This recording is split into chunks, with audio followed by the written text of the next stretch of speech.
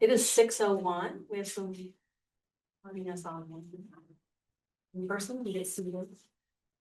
Just hopefully you weren't surprised. Everything on the agenda was the stuff we didn't get completed in December before the holidays, but welcome back. We're ready to tackle and meeting 6. Kind of some of the remainder items on our agenda before we get into the plans we have for Loop and open house. So we'll dive right in to item number 1, which is prioritization of bikeways for standalone funding. We've talked a little bit about this before. I'm going to have you share the map. If you want to look at it, this is what I'm talking about in person that we have on 11/17. Okay. So last time we talked about all of the network in terms of the bikeways where we call for future bikeways and the different recommended areas of change. I have not yet edited this map. So just know this is the old version. It hasn't yet been edited for the few changes that we made last time at the meeting. But as of the last bike plan and from the bike ped issues task force prior to that, there was an identification of priorities once there became budgeted funding for standalone bike projects. And so this is a way to prioritize what would be a very huge list with seemingly no smaller vision that's achievable in for connectivity and for a network.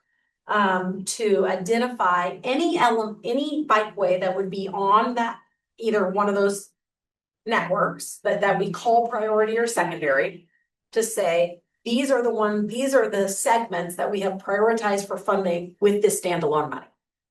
And then what happens is any bikeway, all the bikeways on that alignment get fed through our level of comfort model. If they don't meet our level of comfort goals, then those segments get added to a list to identify improvements. And then now it used to be Transportation Commission, now it's Connected City, uses that list in partnership with the scoring process, that's the MSO policy, to review every year the 5-year bike ped capital improvement program. So what we're asking to have a conversation with you tonight is based on what's showing as the alignments for both priority and or secondary network. Are there changes that you would like to entertain to either or of those networks as we look at what is getting fed into those lists? So there were, we can have, if you have stuff you want to talk about, first off, I can give you a little more history of some different things that have changed or why not things weren't included, but I would be happy to iterated through this conversation a few different times since it was first established, and then it was modified with the most recent bike plan before this one. Or I'd be happy to answer any questions or start a conversation about any specific locations you'd like to see talked about as part of that priority network.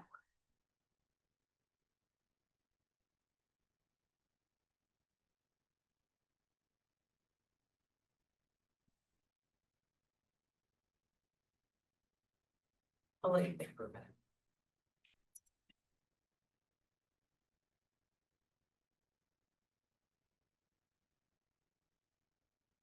I give you a few prompts of things that we've talked about before that were things that we had to debate on. Yeah, there's some things that are showing on the priority network that, as far as my understanding goes, have been deemed unfeasible.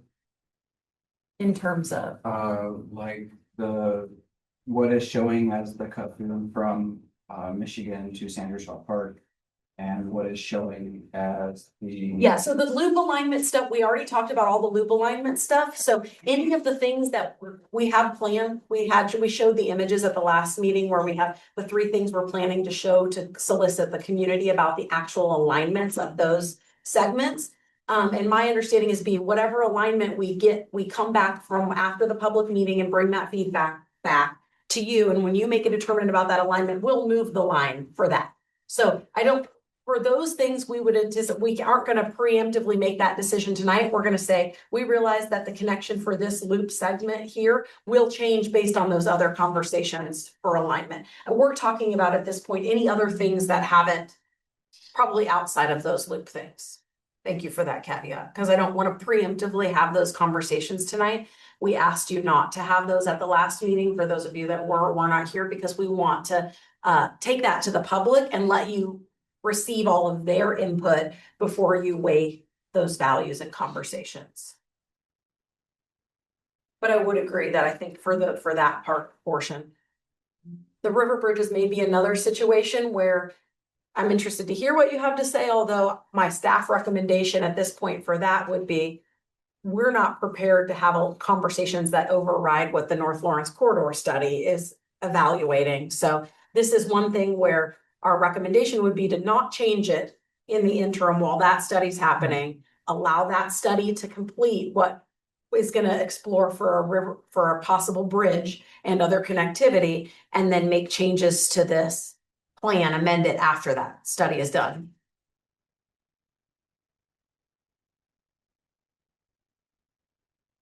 But now that we've changed level of comfort, I would like to talk about one thing that I guess I can preempt a conversation about.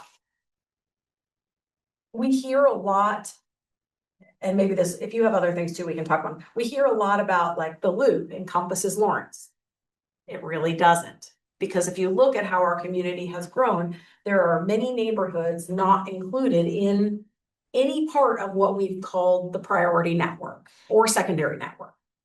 And so that is something I think at a first we should think about in terms of, does there need to be other alignment added? When we did this the last time, some of the conversation was, well, 19th Street was already going to be built as part of capital improvement. 23rd Street was already going to be built as part of capital improvement. I'm just thinking about like Prairie Park and Brook Creek and some of these other ones. But since those projects were already planned, there wasn't necessarily a need to have them identified as alignments for standalone bike ped funding. We are not in a situation where I know of any capital projects in those areas now. So the question becomes whether or not it adds a project or not. Is there some other piece of that, to connect those? Those both go out towards the east, but there's not necessarily, based on our level of comfort and what we would anticipate will show up in our new higher expectations for level of comfort. Is there a need to identify something there now, whether it's 19th or 23rd? Maybe not, because 23rd has Shirley's Path, but I'm even thinking Harper or Haskell or some other connection, thinking about how that portion of that southeastern portion of the community would connect into the network and what might need to be prioritized in that space.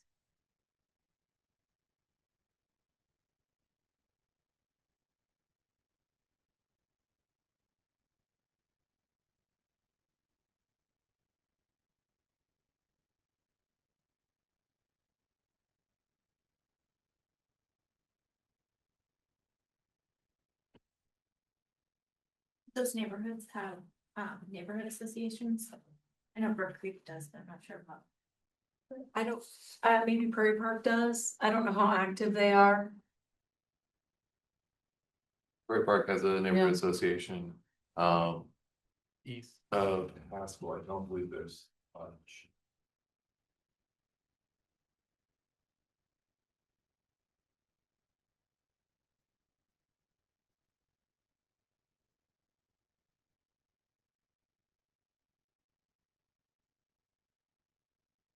I just don't know because I don't Yeah. live in those kids.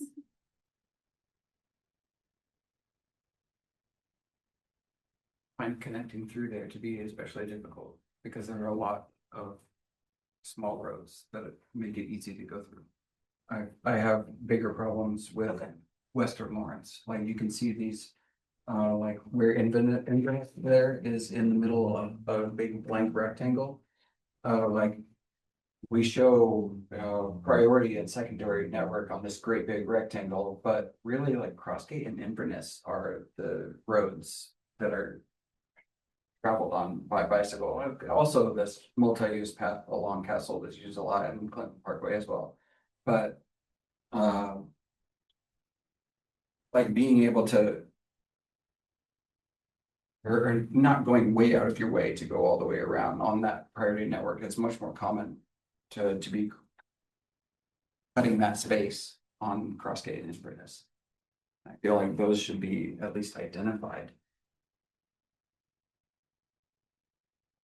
Want to propose priority or secondary? It's not a big difference in the scheme of things. It's a little bit of semantics. I Because don't really, once either one gets them on the list, and then the point variation is like less than 10, it's like 1 or 2 points in the scoring. in my opinion, Yeah. as it should at least be secondary, when you see the like proposed extension of the bike path on the east side of Castle.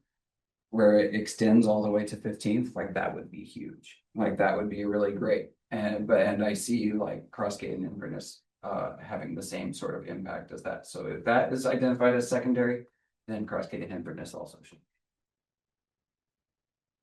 Both or one of the alignments or both of the alignments? I'm just asking to clarify. I would say both, but because there's enough space in between them and 15th is so busy and Clinton is so busy that you never want to spend as much time getting across. So the quicker you're like getting across, if you can get to Crossgate and that makes your connection good. If you get to going the other way, Inverness makes your connection good. Thoughts about that?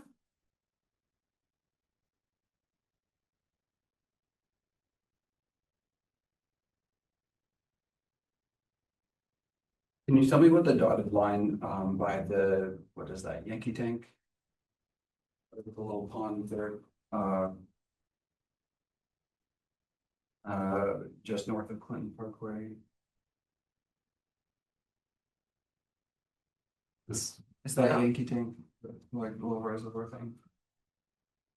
that's like Almar, Yeah, that, maybe Fox Run. Foxfire. there's currently nothing It's like a there along the side of the lake. Maybe it's on there's a path there. Cause that would be like going next to like Genesis and then heading north, and I haven't, there's a fence. Is there an easement maybe in there? Interesting.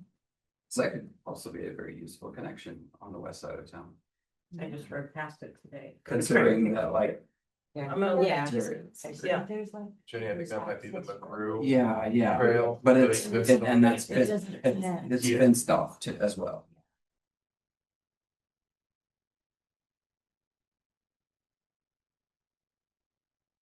Cause I feel like on the west side of town, you really have to go more out of your way to get to something than you do on the east side of town. It's easier to make smaller connections on the east side of town. Maybe it's just the nature of the streets and when they were built. The connections just flow a little easier. On the west side of town, you really have to go out of your way to get to where you want to go. That's true, because currently the loop part, the north-south part has a closed. And so the actual detour is to come on Bob Billings over to Wakarusa and then down to Clinton Parkway and then all the way back over. So you have to do that. And that's, yeah, it would be nice to have.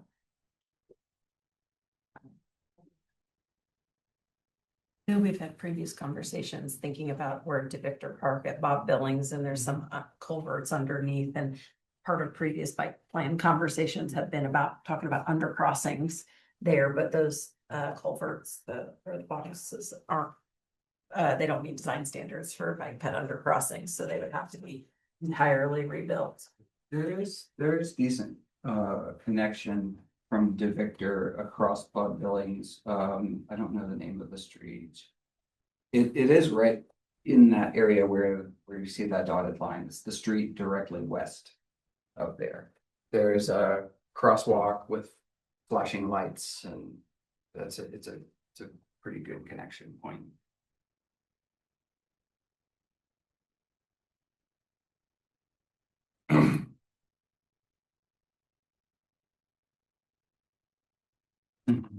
Yeah.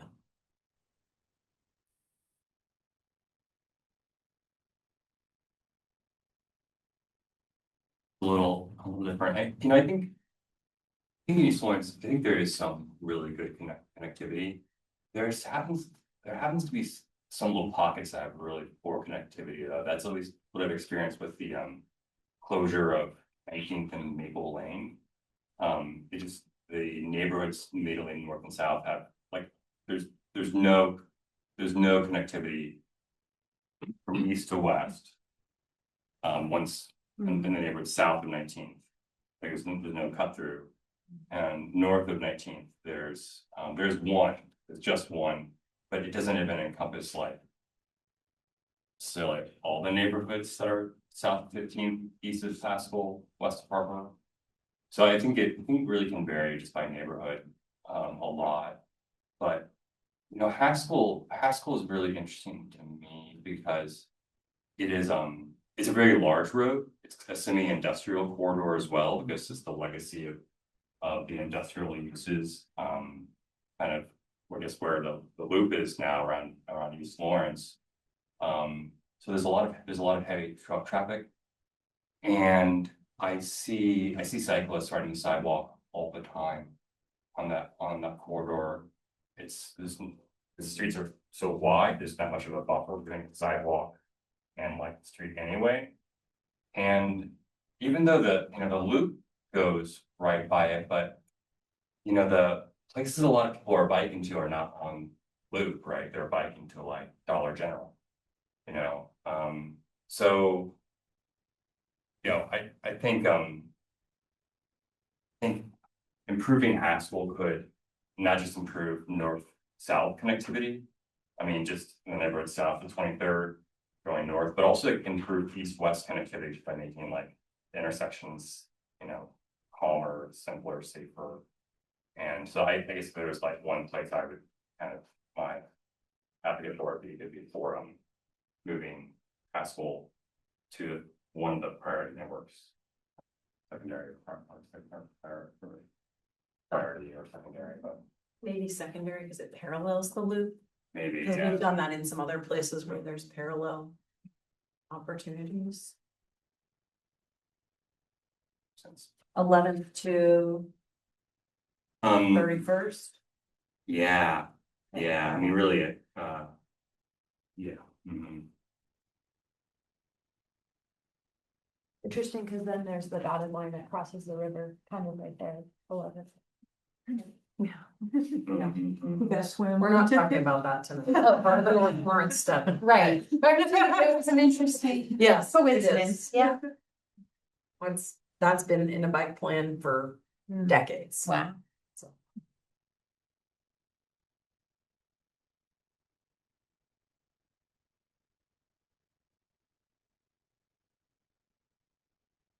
Know where the new Costco might be? Is that right?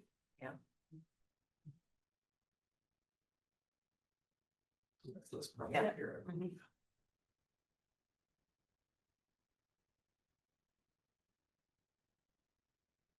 And Wakarusa might be the prime bicycle way to get to Costco east-west.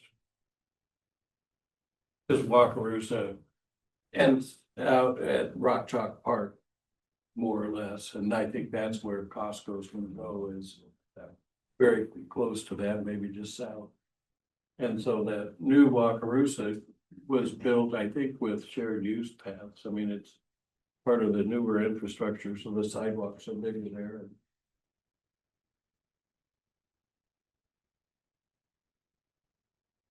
I ride on sidewalks.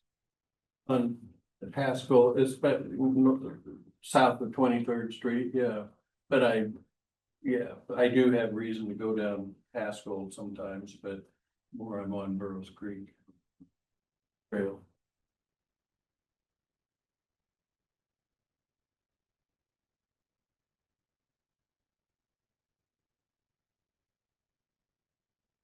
Once all that development starts, including the Costco and whatever else, I mean, they've got that whole area platted, but they have not.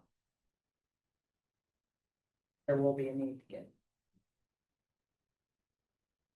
So that development happens under land development code and street design standards, which have provisions for all of our bikeway design guide stuff, especially if it's identified in the network and then identified in those things. So I think this priority is not setting the same priority for that, saying it's like a priority for it to happen. It's saying based on the money the city has set aside to do standalone bike projects. So just by not having those, I'm just trying to say, by not having those on the list, it doesn't mean stuff won't be happening outside of this. This is just, there's like $400,000 a year that's often used to help match grants. As match to grants, a 20% match, sometimes to larger grants to leverage more money. And that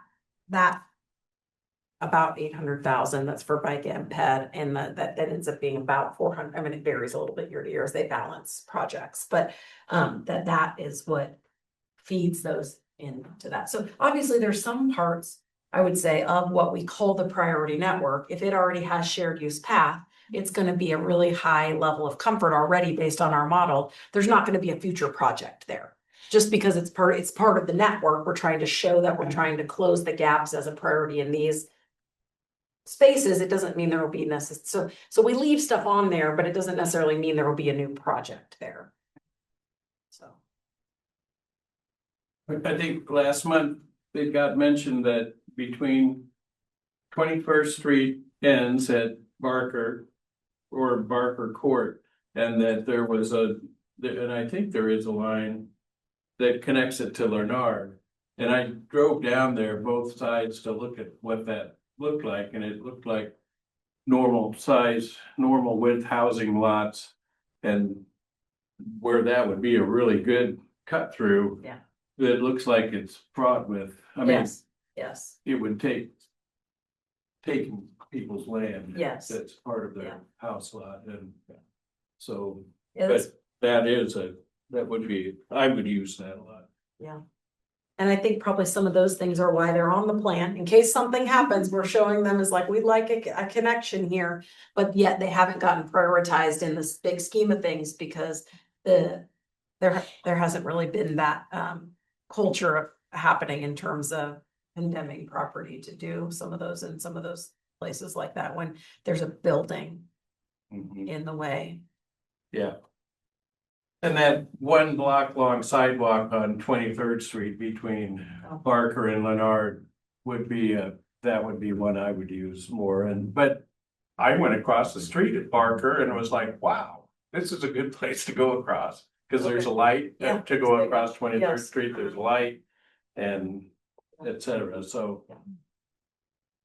and from Haskell campus, you can get to the Burroughs Creek Trail and stuff. So. Well, and the Mass Street project has some future improvements at 23rd and Mass too that will slow the onflow of that free flow right-hand turn lane, which should make it safer for everybody in that space, even if you're on the sidewalk, because it'll force people to slow down. Fingers crossed on that. I mean, that's like the main entry for out of town visitors into town, and that'll be a tough location to take.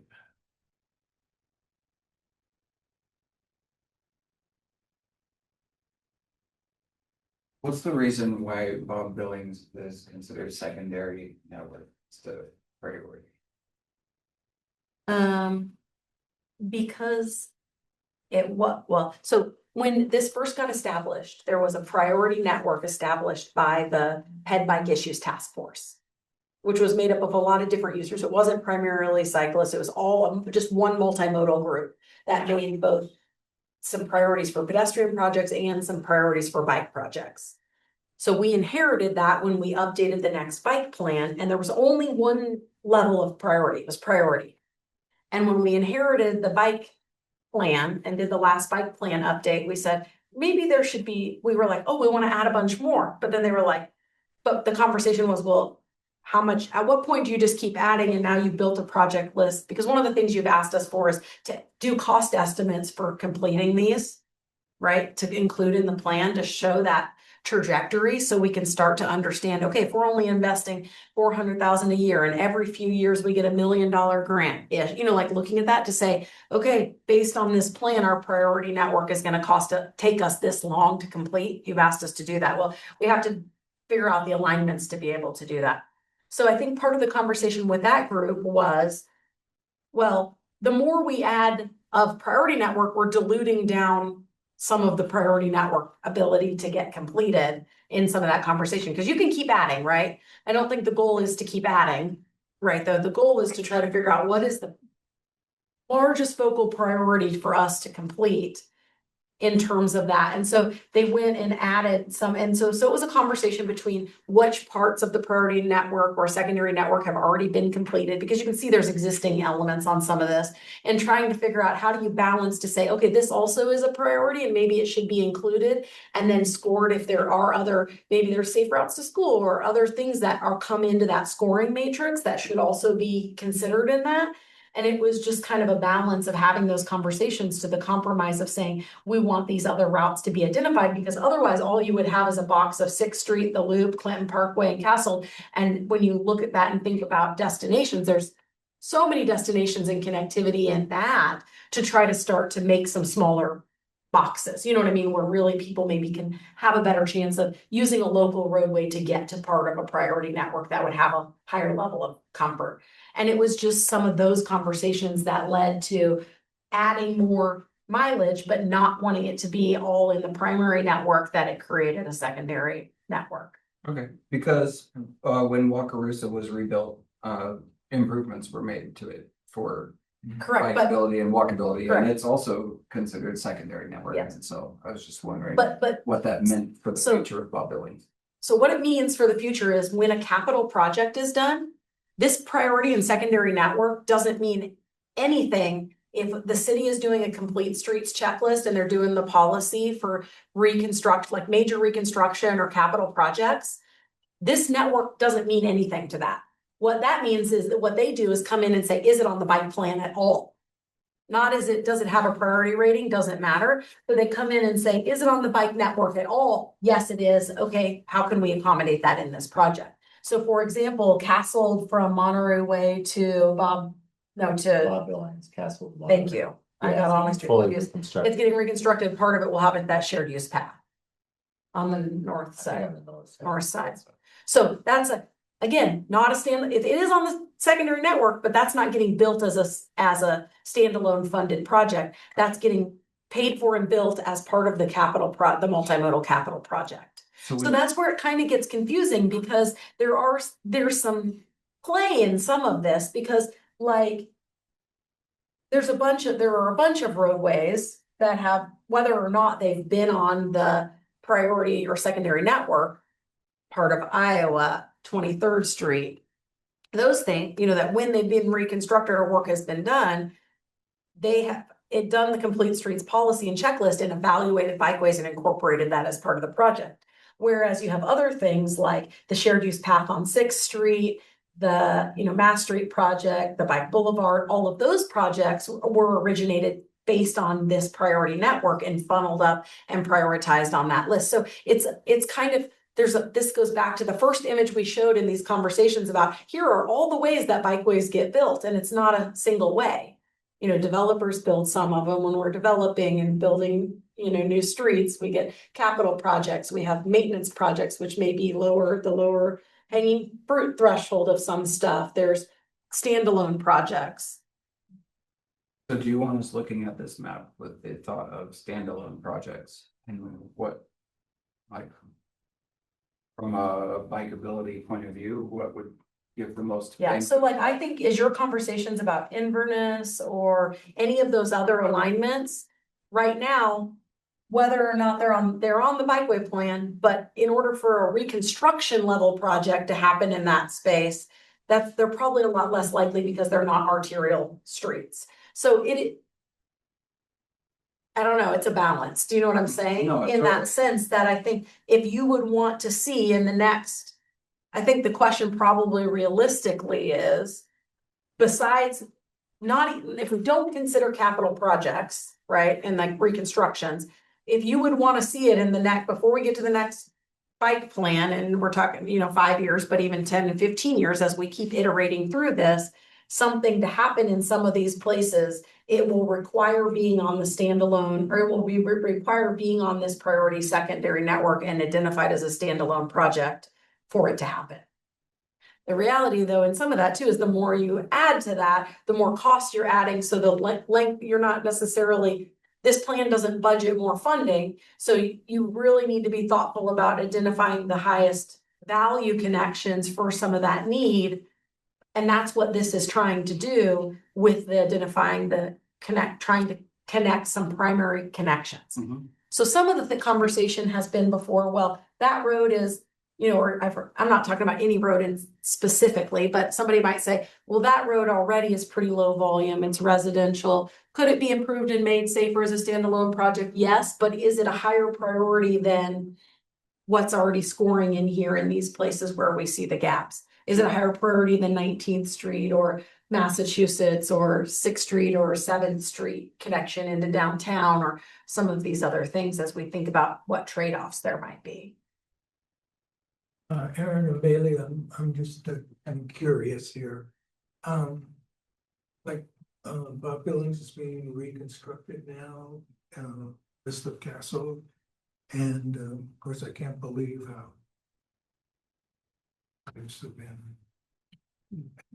I've been using those pipes for all these years. But on a project as big as that, in practice, where does the cycling concerns fit? In practice. Yeah, so there, we do have the complete streets checklist, and it goes through, kind of like bike head counts, I believe, or, historic, usage. Yeah, we get to pull that up. It's not all, it has really little to do about usage. It's understanding how the street needs to be used and all of the users of the street.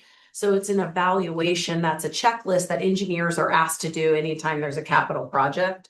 So they use this tool to help inform the scope of the project and considerations about what bikeway elements might be appropriate, or pedestrian elements, or ADA, or sidewalk, or crossing, or safe routes to school. It's all of the thinking about all of the elements and users. And then based on the scope of the project and budget and some of the just feasibility of different things, it weighs in probably, if something is really not feasible, we have to have that honest conversation about it, right? But then that checklist is shared with like the Connected City Advisory Board. What used to be Transportation Commission was shared with them, and they weigh in and make a recommendation about facility improvements. And then that has to go through the process to make sure, is there adequate, is there adequate budget for that? Because they've made estimates based on what they anticipate happening. We anticipate there will need to be some sort of bikeway. There's, as when they identify like the concept for the project as it goes into the CIP. But some of those details don't get worked out and they get weighed in the process. I'm trying to think if there's been, I haven't think, like every arterial project I can think of. Because it's the higher volume stuff that's on, on the bikeway that had, 23rd Street, all of the Wakarusa segments, the Iowa segment that just got reconstructed, the 19th Street segment that got constructed. I'm just thinking like, and some of that's Collector Street, but all of those, they've included bikeway elements. So I can't think of arterial level capital project, major reconstruction that hasn't included bikeway implementation in the last 5 years. But I don't know if this is reframing your question or what angle you were going at, but I think here at the city, the tail wagging the dog is like the water pipe needs fixed or whatever. And so, while we're doing that, can we incorporate what's on the bike plan? Like there's not, most of these bikeways that we're discussing aren't getting constructed because we identified it on the bike plan, and that's the primary purpose of the project. The primary purpose is probably something else, like development's happening out west, or the sewer thing needs fixed, or this, the street needed resurfaced because the asphalt was bad. And how can we incorporate the bikeway element to these already existing projects? So are there advocates for that inclusion? To like have more bikeways. I mean, when you're in the process of the reconstruction, are there I think the Is it complete just- streets checklist So has done a great job. Yeah. this is part of the required process for the engineers and for the connected, what would be now the connected city board to see this type of information in the project development process. So, I mean, there are residents vetting those conversations as the project manager is working with the design team to design a project that meets the expectations. I mean, there's give and take in some of that, but I don't think it's that.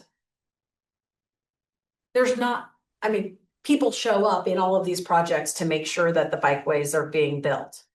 I mean, I've seen many of the people around the table over the course of the years coming in to advocate for different projects. Do you guys agree with that?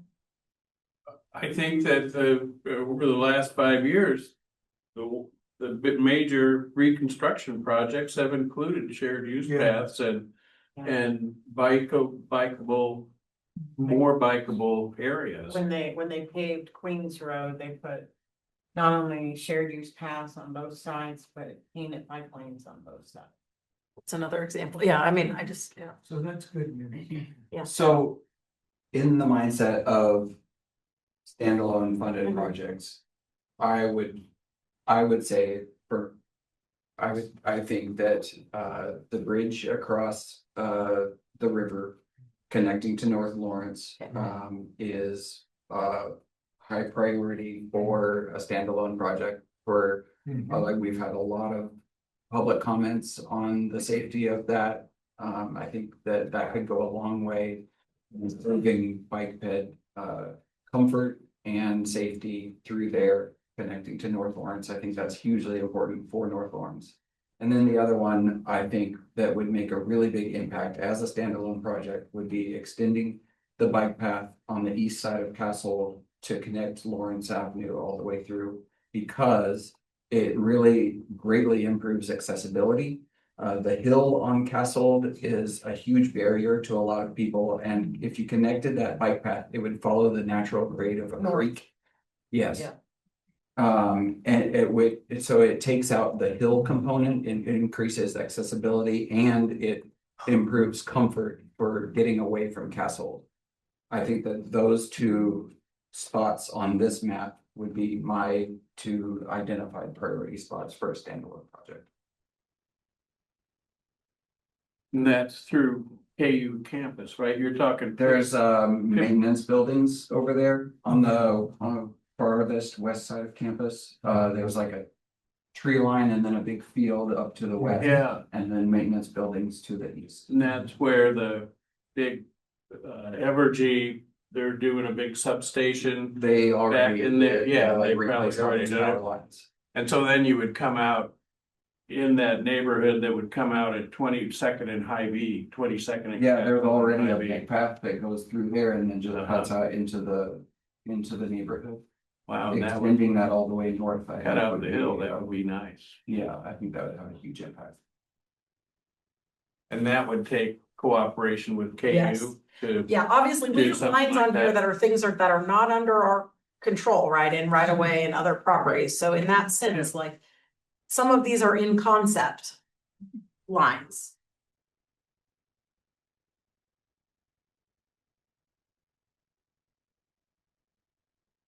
Did you have a comment? He does, this is not a public committee that's open for public comment, so it's at the discretion of the conversation. I'm happy to give you a few minutes to add some commentary about that, what? Offer you a clarification on that? Yeah. As that alignment is currently a capital improvement plan project Unfunded. for funding. And it was negotiated with the city engineer, with Evergy, and with endowment to do the project. It's And in the once- CIP. Once Evergy substation was finished, then that was to be pursued. So that's, I haven't heard an who knows update to where that, it's so, going next, but okay. it's a good idea.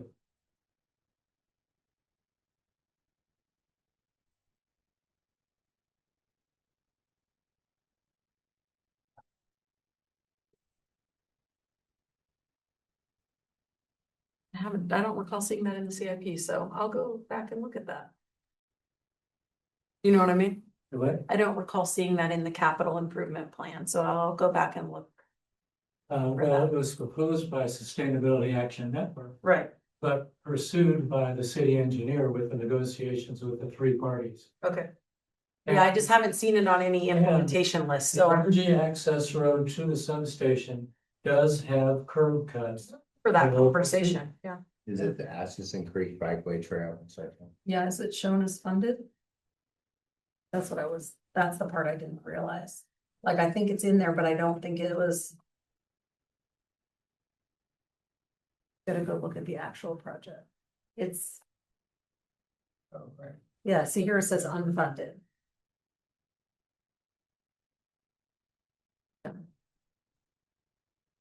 We can follow up and clarify about that, but I think it's in there, but I think it's unfunded. I don't know that it's funded, that it has funding.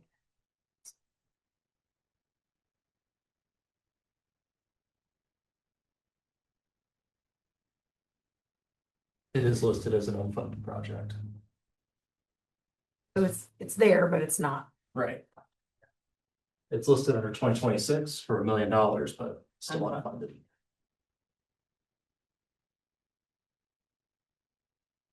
I don't know if they maybe just left, like if part of that negotiation left some reservation for a future thing and they put it in the CIP, as if anything that's vetted as part of the CIP process gets included in the CIP, but it doesn't mean it's on the funded list. They leave a lot of things on an unfunded list. So just because it's listed in the CIP doesn't mean it's going to be implemented, which it kind of gets confusing.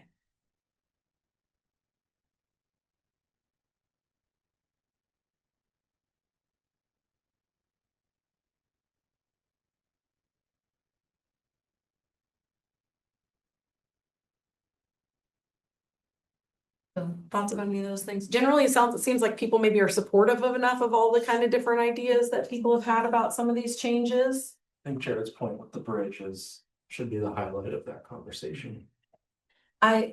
Because we aren't prepared to have that conversation about whether it's these bridges or another bridge alignment, it would be one we will leave on there and we will make note of that, but I really think we got to figure out what comes out of that larger land use study to identify for some bridge options. That survey is currently open until January 9th. So if you haven't taken that as part of the North Lawrence study, please do. Then the staff team will be publishing all of the results of that and working with that task force to do that work.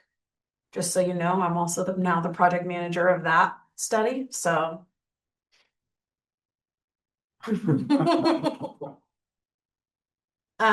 So we'll be doing that. So I think there will need to be some outcome of that. And I think you're right, there's been a lot of interest in the loop alignments and that piece of the conversation because it's kind of an unresolved issue. And we're gonna leave it a little bit unresolved. I maybe have one more question on this map. Just because I don't want to add something as just like a staff member in the background after, but I want to pose the question to you all. There's like a lot of development being proposed kind of in the northwestern portion of the city. And there's the Lawrence Loop, of course, in that area, but does there need to be some sort of east-west or north-south connection, like on Peterson Road, or I think it's 1700 Road? Like if that road were to ever continue through, does that need to be some sort of line on the map in that area? Because having it be added at this time would be critical as those developments like. So Specifically, like where. like Peterson Road coming west, Yeah. like just straight west here, does that need to be a future bike road? I would say absolutely that 1750 that you see in the upper left. like, Yeah. That is ridden by many people every day. So that's already on here as a future bikeway, the 1750. Oh, okay, I see. But like, Oh, you if mean you were to like, continue like Peterson Road straight west, at Through the nature center though, correct? yeah, maybe I'm not. yeah, there's a park there. There's a park there, Okay, so there will not be, no, I think there's development restrictions. I see. So that's why that does not exist. So 1750 would be Yes, the road. the road alignments out there Okay, are identified. Okay, cool. I don't think you're gonna get, there's a bunch of, It just seems like a I- big gap here. I don't disagree, but I also Okay. don't think you're gonna build a road there. Okay. There's Terrain Yeah. issue as well. Yeah. A lot of topography back there. Lawrence Nature Park is there, but then there's also adjacent conversation. Conservation, Yeah. conservation, Okay. Land. yes. Okay, cool. Well, Yes. thank you for entertaining the idea. Yeah, it does look like it, like, why do you not have a line here? Yeah. And it's, Outside, so like. The lines of the loop are making a focal Yes. point here. Can we talk a little bit about some of the roadways that are outside of that? Like, right now, because of construction, Highway 59 is really impossible, but even when it's open, the shoulders on Highway 59 have been reduced since they added bigger rumble strip. And to where riding on the paved shoulder of 59 is nearly impossible at this point. And we don't have good connection to the east or west. I know it was in conversation many years ago about like a bicycle underpass west. Where at Castle. that's like where, yeah, that's what's showing there, basically, would Right, be an underpass. Yeah. So like, I feel like, because 59 is not really accessible to bicycles anymore, like. There is priority both on the east and west to be able to cycle out of town or back into town. We have been in conversations with the county group working on the open space planning implementation of the Wakarusa conversation, because they have expressed in a lot of their public engagement, a lot of interest in accessing the river, both on foot and on bike, in terms of parking access, but also biking access to a lot of these natural spaces. So I think that's something we could entertain. They have asked us to put a note in the bike plan that links back to some, because they're gonna be doing a more extensive planning work in this Wakarusa corridor for some of the elements, and I haven't seen what they don't have a proposal yet, but I know they're working on some stuff that they have asked us to coordinate on as we work through this, and they're supposed to get us something so we can try to do that.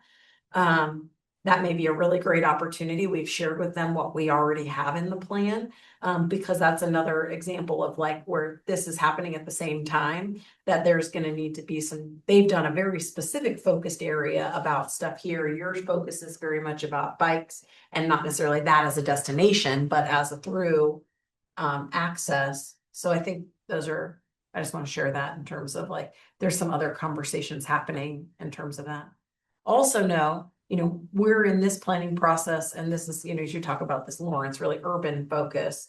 Our office also manages the countywide bikeway plan, which we have in a work plan once we get some of this wrapped up to work on an update to the countywide bikeway plan. And so we've done them together before, and then it's really easy because we're like, oh, the city one and the county one, and they all interline. That wasn't the case this time. So I do think there is that thing where it's like, okay, that's great. It's outside of the city limits. There are places where we show stuff outside of the city limits because this has also been coordinated with the countywide plan. And so we're showing you, because we manage both maps in our office, both maps together. I don't know that that's an answer, but I think it's trying to balance those things. At this point, there are other locations on the priority network, mostly the loop, that are outside of city limits. I mean, some of this loop gap is currently outside of city limits. So it's not, I guess there is a precedent for prioritizing some other things. Whether or not, I think, at some point that would need to be annexed if we were going to spend money on it. You know what I mean? In terms of city resources, that would have to be a separate conversation in some of that space. But thoughts about that in terms of?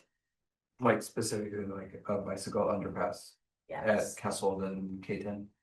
I'm saying, whatever your connections you're talking about on either side of 59, anything south, if it's not in the city limits, then those would have to, I think those are where we gotta involve other property owners, other landowners, we gotta talk to You know, if we don't have it even annexed yet in terms of that, we've really this prior for all the standalone funding, besides the loop, we've really concentrated on urban, but that is a connection that kind of falls between these two things. The countywide one, there is no standalone money for projects at this point. So I think the best bet in that sense is getting it identified in the Wakarusa planning, open space access conversation and making sure it's consistent, because it's possible, since that's a county planning effort, that they then do work to implement their plan of the things they prioritized and identified in their plan. So I don't know that that's an answer, but I'm just like more context. Yeah. More context is better. Is there a reason the levee trails on the map? Good question. You mean good question. I think it's because we don't have that type.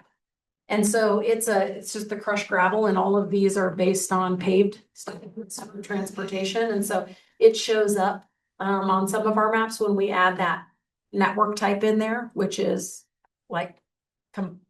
sure, it's like, I don't know what we call it, gravel. What do we call it in here? It has a different class. It's just, Crushed limestone. yeah, it's like, yeah, I don't know what it's called in our on our thing here, but yeah, it's just because that's not shown on the map at all. We're not doing away with it. Unpaved. Yeah, unpaved trail, and we just didn't show any unpaved trails.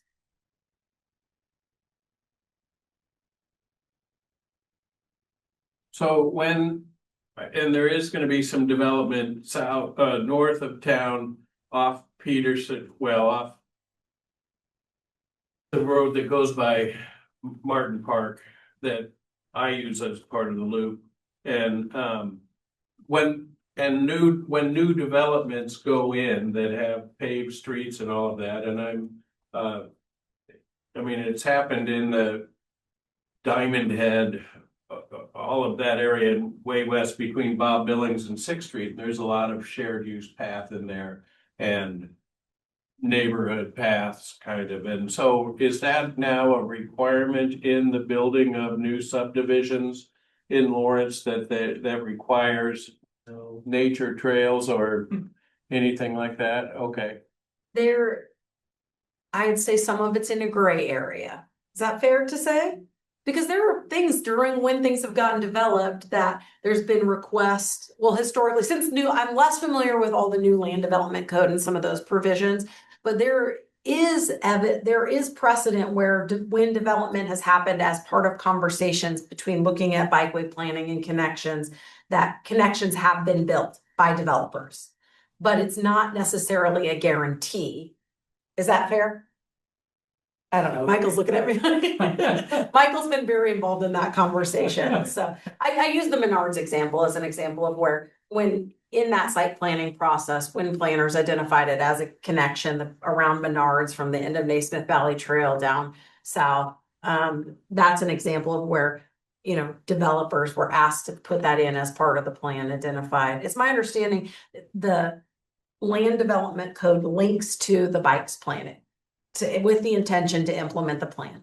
All the mechanisms to ensure that happens, I don't believe are all completely updated yet in subdivision regulations and in street design standards, maybe that are going to be maybe based on some of the things we're going to need based on some of this new bike plan and the expectation for the all ages and abilities network, for sure. And I guess as I say that, I realize Harvard Road is the road that is the east-west connection there. And I ride my bike on it and it's desirable to me, but it's a shared road and there isn't shared use paths. Those sidewalks are just normal sidewalks and they get chunky and stuff, but there are the Fred to Victor path and things like that are there, but yeah, so it hasn't really been built to be bike centered.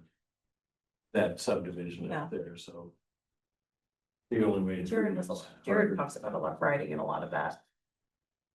Harvard and a lot of those connections on yeah. Through that area, for sure. And it's nice because it does connect to the loop in a couple of places and along the Burrows Creek Trail, there were easements that went into the development just south of 15th Street but they didn't build those connections when Burrows Creek Trail got built. And the residents then asked, can you vacate those easements? And those were, I was like, you ought to build those now because those houses aren't built yet. And it's like, oh, they'll get built. And they closed those easements, so there is no access from those neighborhoods because. Yeah. There are amenity and open space requirements in the land development code when these developments come in that can be stipulated as far as pedestrian trail easements or anything like that. I am not involved in the land development process enough to be able to answer that question. Sorry. I was trying to find it, but I haven't had luck yet. We can ask for Yeah. pedestrian easements and we do sometimes, like. If there's a plot of land that would be tracked otherwise, is there some sort of access available? If it's on a vehicular road, some sort of easement. So yeah, we have asked for those, I think. In the residential lot, dimensional adjustment and alternatives. Searching for I trails. see you got, I don't think that's a word we use in that document. But trails, paths, and ways to recreation. Paths, so. Like the Victor is a linear park, Yeah, not just a trail, so Yeah. it's got some space on either side is.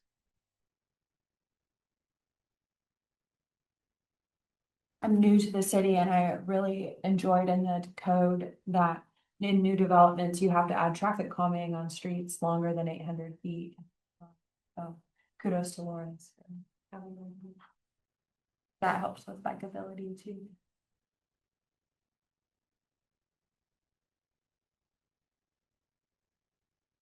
feel reasonably good with a few of those additions.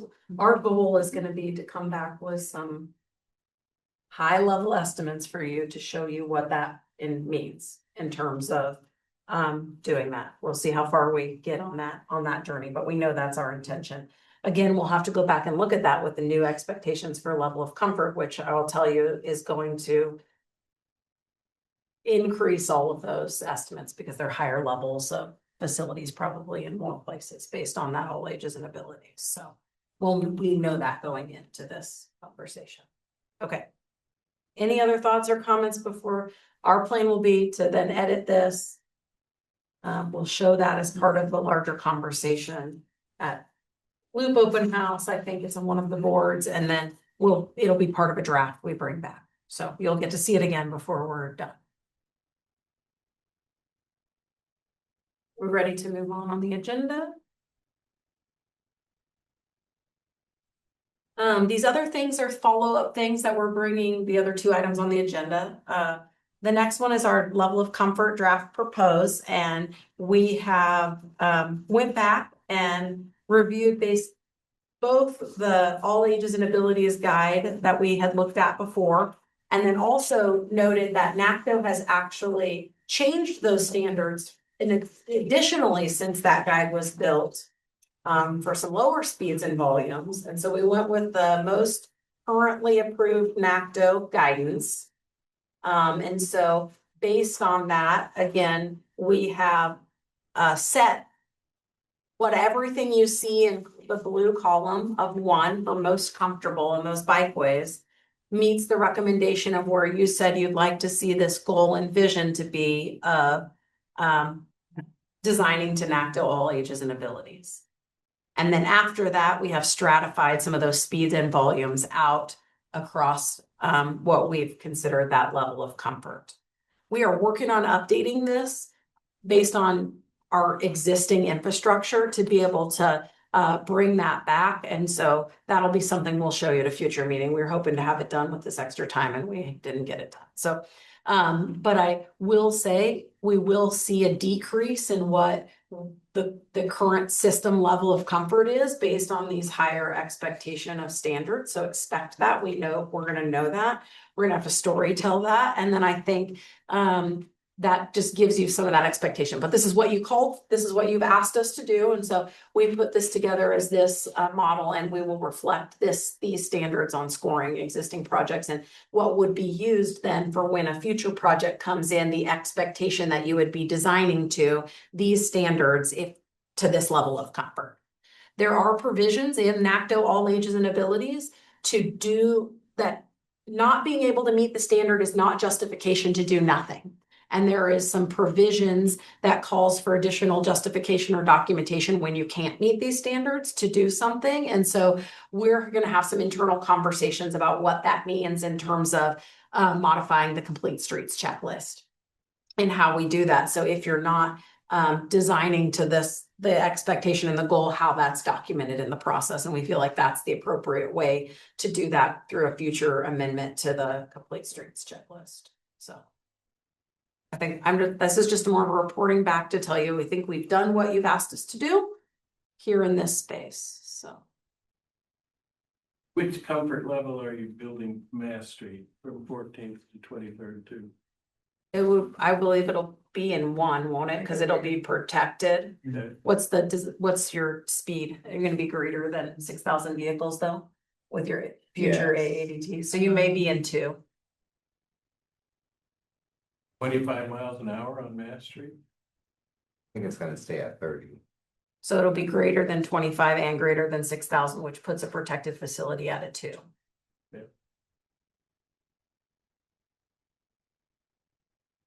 On the previous one, it would have been a.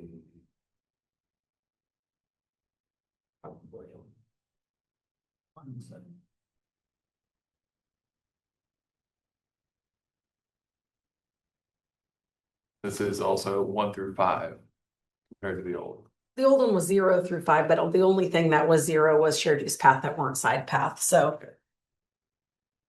That got confusing when we looked at the new all ages and abilities and we just went down to the scoring levels.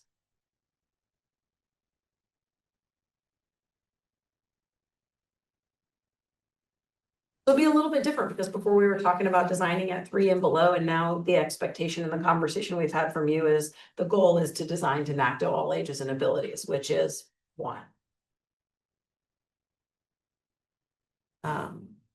So. And these are the target vehicle speeds, right? Yes. Yeah, target Yeah. speed limit. Posted, Yeah. not actual. Posted. Correct. Yeah. Correct.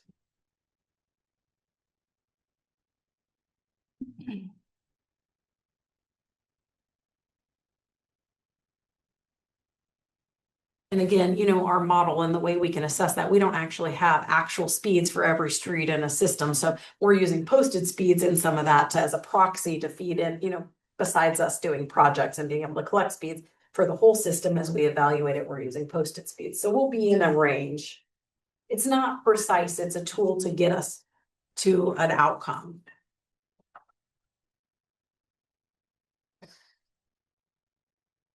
Feel good about that?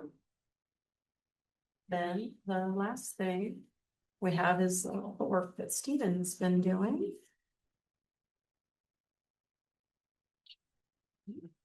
Right, you have something here. So this is the strategy recommendations. This would be second or third time we've had these in front of you, in front of the committee here. We haven't made massive changes to the strategies or descriptions. For the most part, we have added in strategies around the temporary traffic control for bikeway closures. So the recommendations that were presented previously have been on that topic have been included into this as well. We have made a few adjustments on just the descriptions. As we mentioned, with that new level of comfort, instead of 3 or below, it would be constructing bikeways at that level of comfort 1. So you can see the very first strategy there. The new addition is the 3 columns along the right. So priority, resource intensity, and responsible party or partners. Priority is based on the survey that the committee took earlier last year. So we pretty much just took the ranked results of that, divided them into the 1 to 5 on the squares there, and put those in. We did make some small adjustments just to make sure that things of very similar strategy and topic were together. And then the resource intensity is based off of internal staff discussions. on what that would take. And so, resource intensity is intentionally a little bit wide. There are things that are direct financial costs. There are things that are staff time. There are things that are policy development and implementation. And so we tried to kind of get that to a boilerplate that would apply across the board. And then again, as we mentioned with responsible parties and partners, some of these recommendations are already being done to a degree. Some of these are partnerships that we would like to develop. We are not assigning things to groups currently. But yeah, with this in front of you, did you have any questions about some of those, especially the resource intensity, or was there anything reading through that you all of a sudden that felt, I feel very differently about this priority now after I've had some time to think since our last discussions? The line of cyclist specific signage, does that include? Help us with a page number. Sorry, page 2 at the bottom. Does that involve removing share the lane or share the road signs? Or is it? I don't think that's been part of the conversation so far. I think it's about using these other sign types that are allowed under MUTCD and that we haven't used to the fullest extent we could. It could mean in some places, when we get to that thing, that we start looking at it, and where there's a share the road sign, it may need to be actually bikes may use full lane. So it may be a trade-off, but that may not be mutually exclusive. It may be both. Would you like to see that included in the text here of a review of the appropriateness of those? I would like to see that. I feel like those are misunderstood signs. Those signs that are bikes who use the lane. No, Share. that's a good one. Yeah, Share the road that's the signs, updated the policy ones. Share the lane has been interpreted as I get to ride next to you in the same lane. Or that it's targeting the cyclists to tell To you share. the cyclists Yes, to make- share over a share. Yeah, scoot over and make- instead of the cars to share the road. Yeah. We can add that clarification in the text. I have a question about the second thing on. It's been identified as a high priority, but then there are low sources. We're saying it's not a lot of effort to do that. We're saying that's a low hanging fruit. Okay. So if it doesn't have a lot of resource intensity, we're saying that we believe that to be less resource intensive than something that has more. It doesn't say that that's not about what we're allocating to it. It's about how, and we will add text to describe this since we didn't, but to say that's the good indication. If it's high priority and it's got little need for resources, those are the things that I think we'll probably build a chart to start to tell the story about. Hey, these are the things we probably should do first because it's high priority and low resource investment. I'm all for that. Yeah, and I think we're gonna see those. We've already started the conversation to work on some of those. Already, we've already done the non-motorized one. So.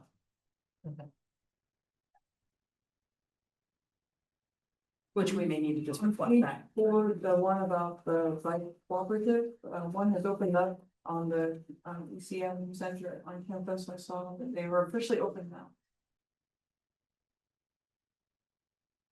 One thing done.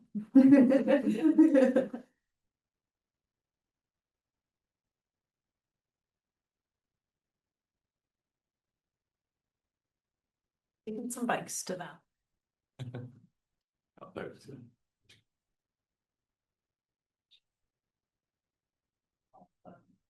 Towards community cycles.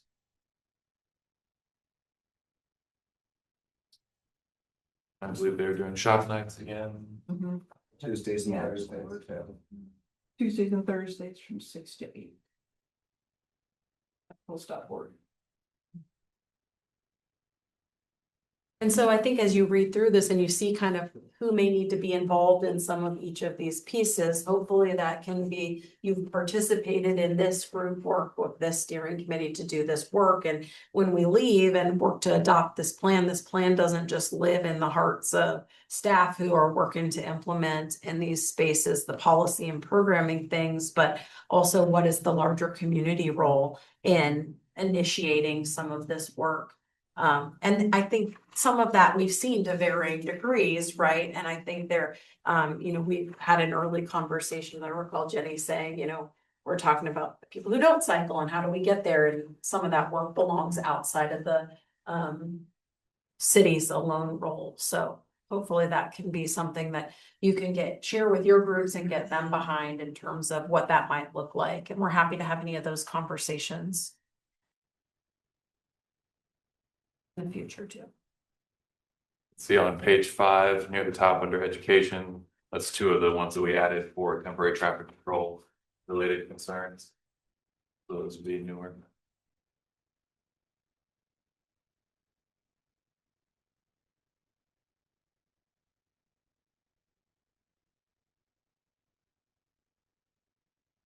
Those are the things that we had on the agenda tonight. I'm happy to entertain any other questions or thoughts you might have.